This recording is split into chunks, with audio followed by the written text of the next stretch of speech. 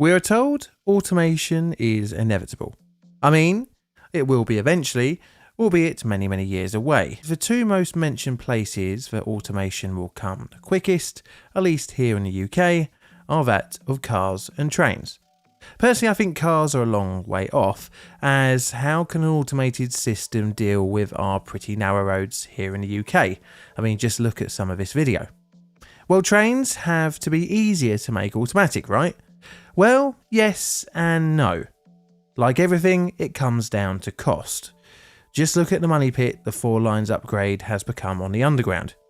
It's much easier to build in automation right from the start, and that was the case for today's subject, the Washington DC Metro.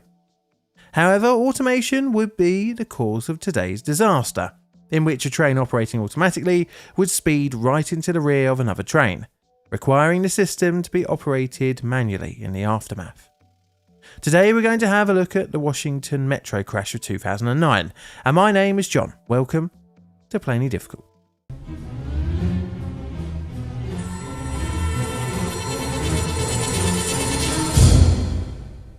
Forward. So I've got a real soft spot for 1960s and 70s metro projects in the US. When they were built, many tried to incorporate the cutting edge of technology. This was, and still kind of is today, automatic train control. But microprocessors and computers weren't really powerful enough at the time, so they exist in a weird realm of modern yet old. The networks used fixed block signalling principles and were made up of individual subsystems, unlike, say, the modern day cell tracks moving block system, where movement authority, supervision and control are all in one neat little package. Raging hard-ons for networks like the barter side, this period of rail technology for me is at least a very fascinating one. And one such interesting network, which I hadn't really considered until working on this script, is of the Washington Metro. It really sits in that golden era of US metro building. So as always, the video will be making use of a few different sources, most notably the NTSB report, as well as a few other things along the way. And as always, the linkies will be in the description below.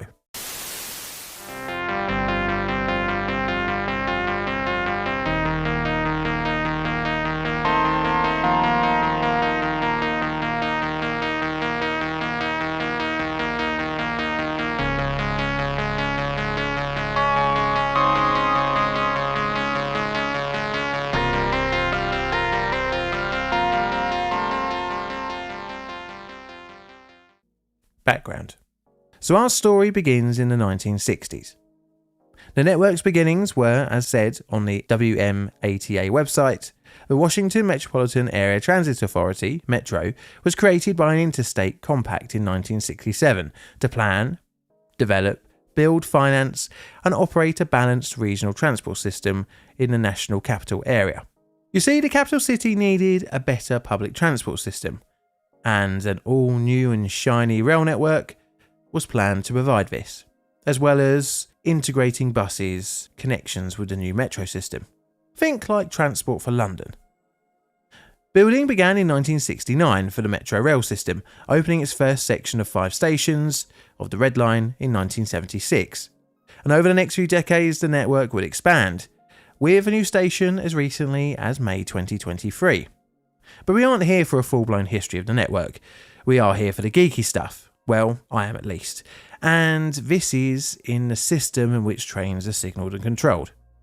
Right, so from the start the network was envisioned as modern as possible for the time, and that was an automatic train operation system. That is, train control was taken out of the hands of the operator. Although manned with a driver's cab, normal stopping, starting and driving was done by the automatic train control system. The system in use on the Washington Metro gets rid of the majority of associated trackside signals, opting for an in-cab system.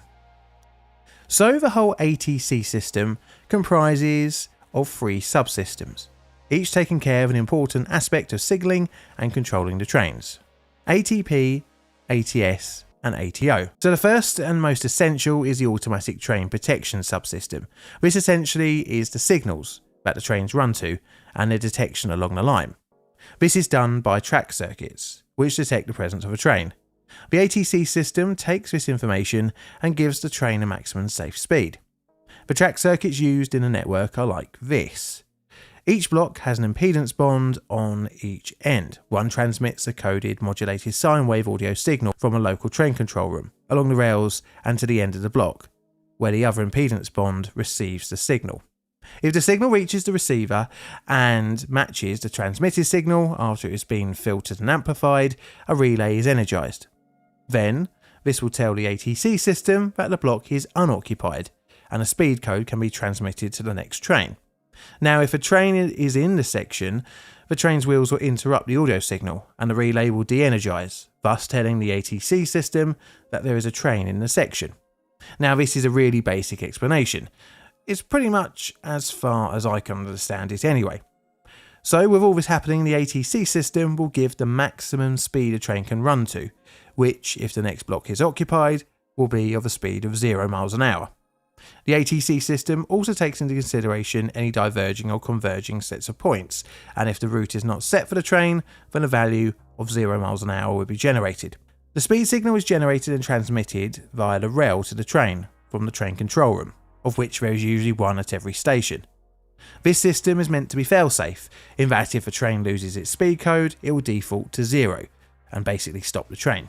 The next part of the system is the Automatic Train Supervision Subsystem, or ATS. This system is not fail-safe and is tasked with regulating the service, that is, to set a maximum speed in which the train will travel to enforce the schedule. I should say that in the cab there are 3 speeds displayed to the operator. The first is the maximum safe speed, which is set up by the ATP. Then there is the maximum allowed speed, which is set by the ATS. And then there's the actual speed of the train. The ATS speed can't be higher than the ATP speed. So at the beginning of each trip, the train's journey is transmitted to and stored on the train. At each station, if an adjustment is needed, the speed profile, acceleration profile and dwell time is transmitted to the train from the local train control room.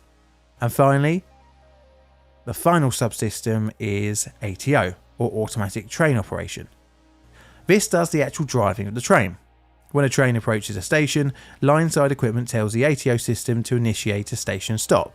Stops are controlled by tuned passive coils on the track, which tells the train a distance remaining before a station stop.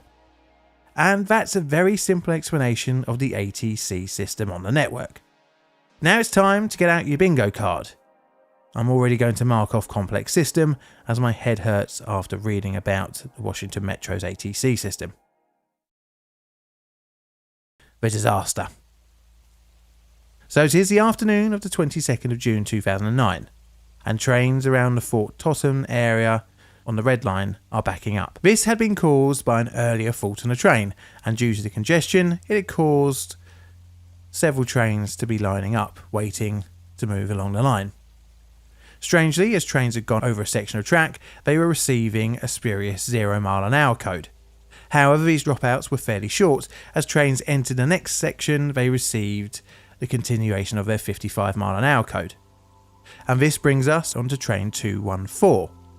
It's been operated in mode 2, basically means it's being driven manually, but under the protection and supervision of the ATC system. It's closely following the train ahead, and as such the operator is having to regulate the train's speed. Soon enough, train 214 gets that onerous 0 mile an hour speed code. Train 214 runs into block 304, and due to the slower speed from the operator working the train manually, doesn't get to the end of the block to then receive the needed resumption of speed code.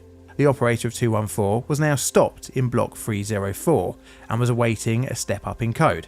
But what no one that day knows is that block 304 has a fault that is not detecting trains. Meanwhile, the next train behind is being operated in mode 1, i.e. automatic mode. This is train 112. It's following as train 214 was ahead, and before entering the failed block, 112 also got a 0 mile an hour code. 112 came to a stand, but 39 seconds later was given a code of 55 miles an hour. This was because 214 was now fully in block 304 and was pretty much invisible to the signalling system. Train 112 speeds up to just shy of 50 miles an hour. As the train goes around the corner, the operator of 112 sees the tail lights of 214. She hits the emergency stop button, but it's too late. 112 slams into the rear of 214, riding the leading carriage over the rear of 214. The following carriage then telescoped. The resulting crash pushed 214 forward. This was at around 5:02 in the evening.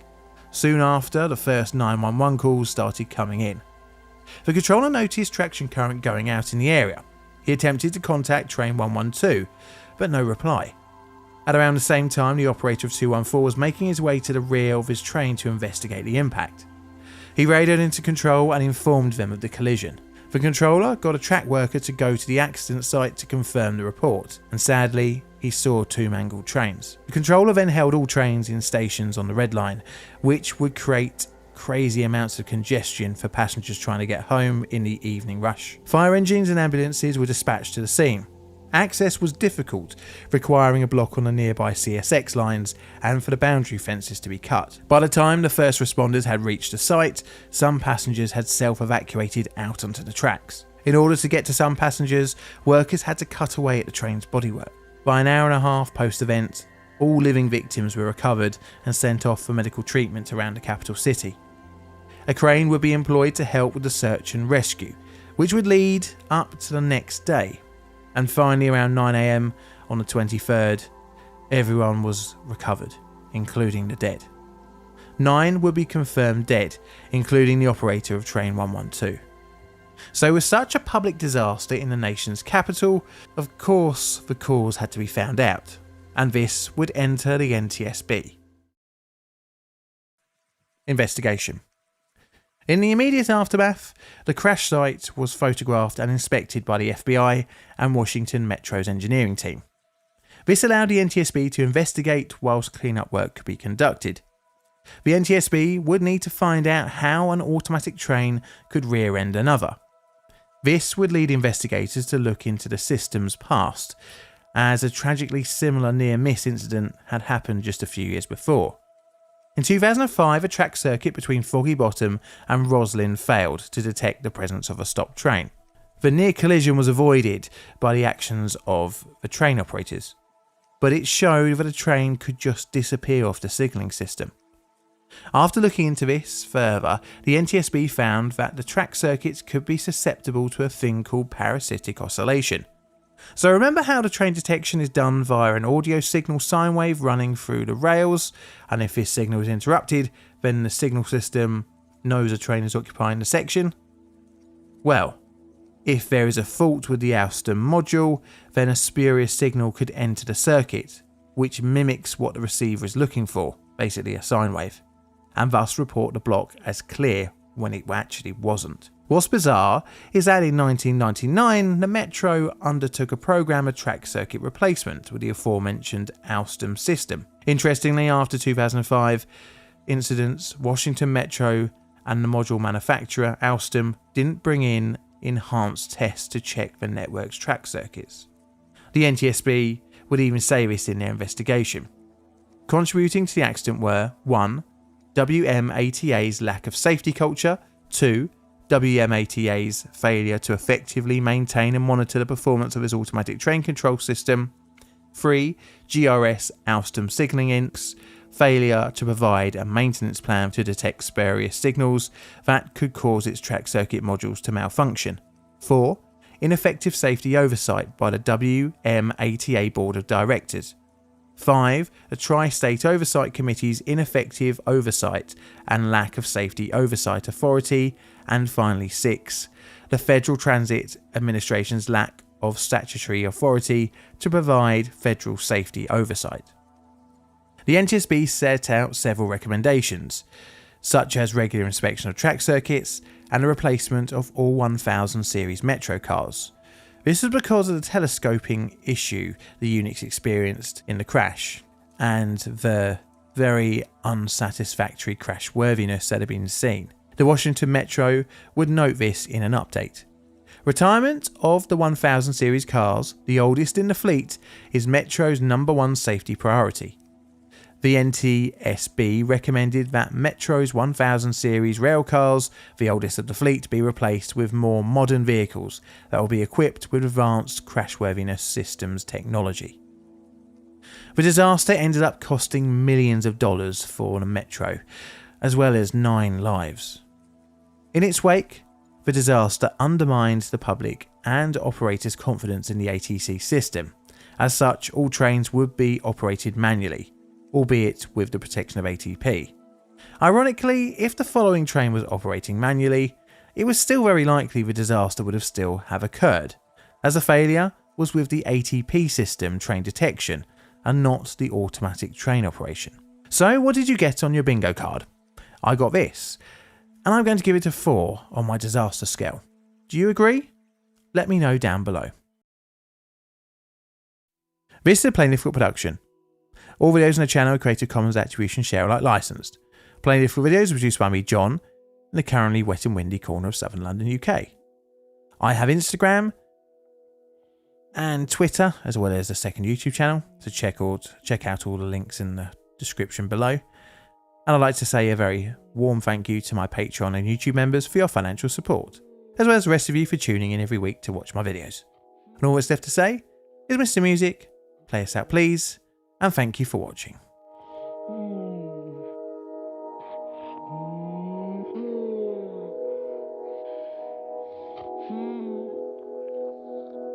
Mm-hmm.